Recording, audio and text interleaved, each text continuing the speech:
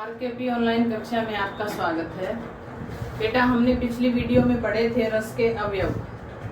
रस के अवयव के कारण जिस स्थायी भाव की उत्पत्ति होती है और फिर रस पैदा होते हैं। अब जो स्थायी भाव पैदा हुआ वो उन्हीं 4 रस के अवयवों के कारण हुआ। यानी कि रस के अवयवों के कारण जो हमने पढ़े कि हमारे शरीर में क्या संचरण हुआ, क्या विभाव हुआ, क्या अनुभाव हुआ और फिर कौन सा स्थायी भाव पैदा हुआ, फिर कौन सा रस बनेगा। आज हम पढ़ेंगे कि किस स्थायी भाव से कौन सा रस पैदा होता है।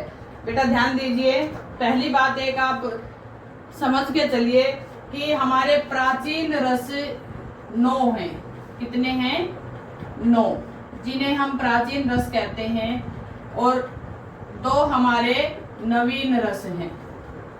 ठीक है, 2 रस हमारे नवीन हैं, यानी कि वात्सल्य रस और भक्ति रस, ये हमारे नवीन रस हैं। ध्यान दीजिए, आगे चलेंगे हम पढ़ाएंगे, इस चीज को बताएंगे, लेकिन समझ के चलना है कि हमारे जो पहले प्राचीन रस हैं वो 9 हैं और जो नवीन रस हैं वो 2 हैं। तो टोटल मिलकर के क्या हुए? 11 रस हो गए। और 11 रस यानी कि 11 प्रकार के स्थायी भाव हुए। यानी कि आपने पिछली वीडियो में पढ़ा था स्थायी भाव 9, स्थायी भावों की संख्या 9। तो स्थायी भावों की संख्या तो 9 ही है, लेकिन वहां पर एक रति जो स्थायी भाव है ये 3 प्रकार का होता है। रति, ठीक है बेटा, रति 3 प्रकार का होता है। पहला तो प्रेमी विषयक, प्रेमी विषयक, दूसरा संतान विषयक, दूसरा संतान विषयक, और तीसरा होता है भगवान के प्रति रति या इष्ट देव विषयक, जिसे हम कह सकते हैं। यानी कि 3 प्रकार की रति होती है। रति मतलब प्रेम, या तो प्रेमी प्रेमिका की रति, या संतान के प्रति जो रति जो प्रेम, और या भगवान के प्रति प्रेम। यानी कि ध्यान दीजिए बेटा, 11 स्थायी भाव से 11 है रस बने। अब आपको समझ में आ गया कि 9 स्थायी भाव कैसे थे और 11 स्थायी भाव कैसे हुए, और उन 11 स्थायी भाव से 11 रस कैसे बनेंगे।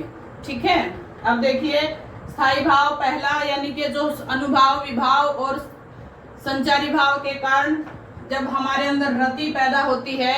रति किसके विषय में? प्रेमी विषयक। किसके विषय में? प्रेमी विषयक। जब रति पैदा होती है तो श्रृंगार रस बनता है। श्रृंगार, श्रृंगार लिखते वक्त गलती नहीं करोगे, री है ये, श्रृंगार, श्रृंगार, श्रृंगार।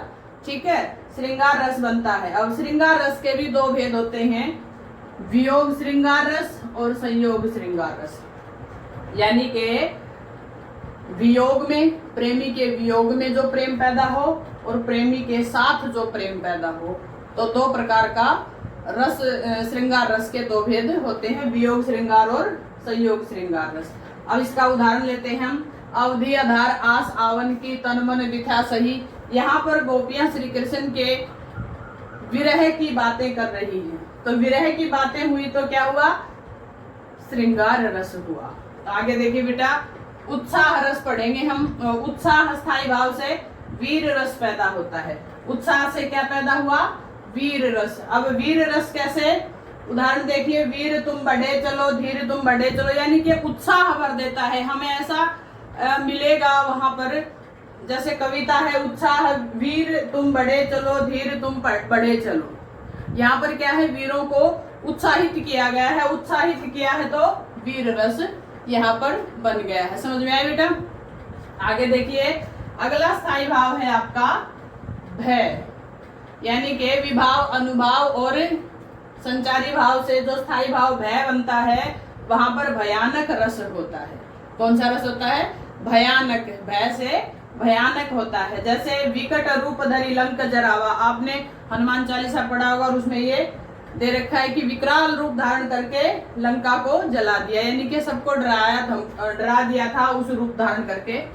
ठीक है बेटा, तो यहाँ पर क्या हुआ? तो भयानक रस हो गया।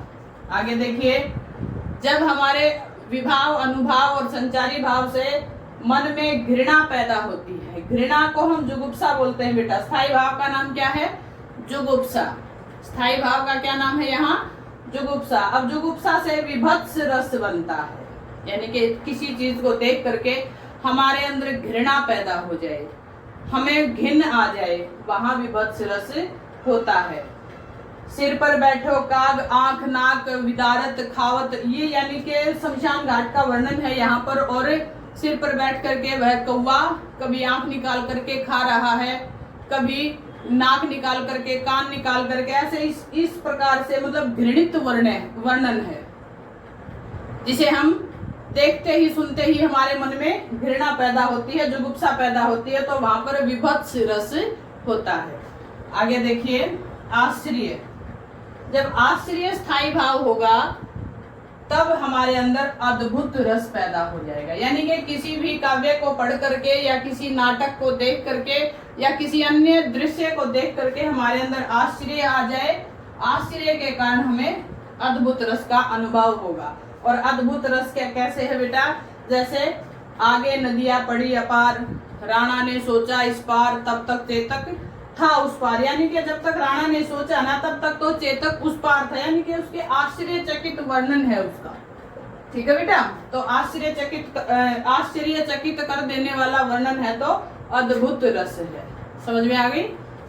आगे देखिए निर्वेद।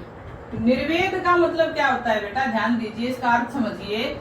यानी कि मन के भावों पर अंकुश लगाना, मन के भावों को काबू करना, अंकुश लगाना, निर्वेद। यानी कि वहां पर जहां पर मन के भाव काबू होने लग जाए वहां शांत रस होता है। मन रे कागज का पुतला, यानी कि रहीम के दोहे और कबीर के दोहे आपको शांत रस प्रदान करने वाले होंगे, ध्यान से देख लेना। आगे देखिए हास। जब हमारा स्थायी भाव हास पैदा होता है तो हास से हास्य रस बनता है, यानी कि ऐसा दृश्य देख करके हमें अगर हंसी आने लग जाए वहां पर स्थायी भाव हास बनता है। और उस हास स्थायी भाव के कारण हमें किसका अनुभव होता है? हास्य रस का आनंद मिलता है। जैसे हंसी हंसी बाजे देख दूल्हे दिगंबर, हंसते दिगंबर दूल्हे को देख करके सब हंस हंस के पागल हो रहे हैं, भागे जा रहे हैं, इस प्रकार से। आगे देखिए जब आपका स्थायी भाव दया पैदा होता है, यानी कि विभाव अनुभाव और संचारी भाव से आपके अंदर स्थायी भाव दया आ जाता है तो वहां पर करुण रस होता है। कौन सा रस होता है? करुण रस होता है।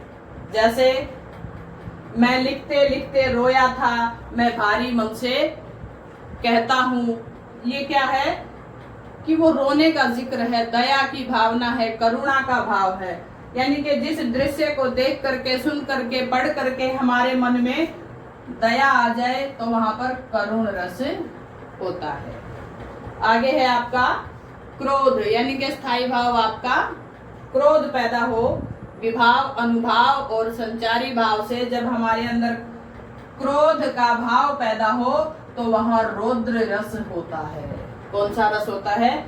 रौद्र रस होता है। उदाहरण देखिए, रे नृप बालक कालवश बोलत तो ही न संभार।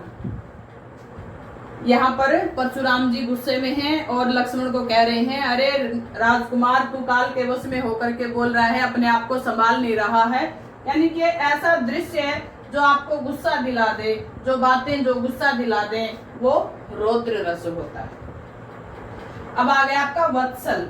वत्सल स्थायी भाव, यानी कि एक तरह से संतान के प्रति रति, संतति विषयक रति, जिसे हम कह सकते हैं शुद्ध भाव में संतति विषयक रति, यानी कि वत्सल स्थायी भाव होगा। अब ये क्या होगा? वत्सल से वात्सल्य रस बनता है। अब ध्यान दीजिए बेटा, यहाँ पर